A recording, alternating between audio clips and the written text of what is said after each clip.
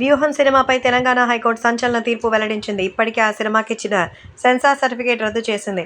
సినిమాని మరోసారి రివ్యూ చేయాలని సెన్సార్ బోర్డు సర్టిఫికేట్ను జారీ చేసింది. సో 3 వారాలకు పైగా రివ్యూ కమిటీ నివేదికను హైకోర్టుకు సబ్మిట్ చేయాలని ఆదేశాలకు జారీ చేసింది. చంద్రబాబు ప్రతిష్టను దెబ్బతీసేలా వ్యూహం సినిమా తెరకెక్కించారని టీడీపీ ఆరోపిస్తూ టీడీపీ ప్రధాన కార్యదర్శి నారా లోకేష్ తెలంగాణ హైకోర్టులో పిటిషన్ వేసిన సంగతి తెలిసిందే. ఈ సినిమాకి సంబంధించి సిబిఎఫ్సి ధృవీకరణ పత్రం జారీ చేయడాన్ని సవాలు చేశారు. ఒకవేళ ఏపీలో ఎన్నికల ప్రభావం ఉంటుందని అనుకుంటే తెలంగాణలోనైనా విడుదలకు అనుమతి ఇవ్వాలని నిర్మాత తరపు లాయర్ కోరారు. దీనిపైన నారా లోకేష్ తరపు న్యాయవాది అభ్యంతరం వ్యక్తం చేశారు.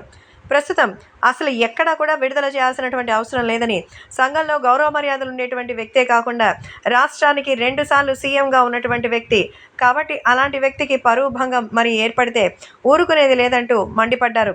సో ప్రస్తుతం దీనికి సంబంధించిన విషయాలు తెలుసుకుని వ్యూహం సినిమాకి సంబంధించి మరొక్కసారి ఆదేశాలు జారీ చేసినట్టుగా అయితే తెలుస్తోంది.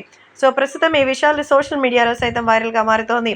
వ్యూహం సినిమాని కావాలనే వైసీపీ పేటీఎం బ్యాచ్ అయితే చంద్రబాబు నాయుడు పైన, పవన్ కళ్యాణ్ పైన వారి ప్రతిష్టకు భంగం కలిగేలా లేనిపోనివన్నీ పెట్టి అనవసరంగా వాళ్ళ ప్రతిష్టకు భంగం కలిగించేలా సినిమాను తెరకెక్కించారని, ఇది రాజకీయ కక్షలో భాగంగా జరిగిందేనంటూ చంద్రబాబు తరపు లాయర్స్ అలాగే లోకేష్ పిటిషన్ వేశారు.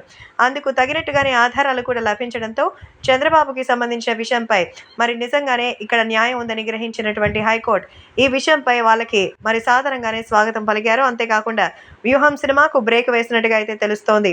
ప్రస్తుతం దీనిపైన వ్యూహం సినిమాకి ఇచ్చినటువంటి తాత్కాలికమైన బ్రేక్ ఎలాంటి వాదనలు వినిపిస్తుంది, చివరికి అసలు సినిమా వస్తుందా లేదా అనేది చూడాలి.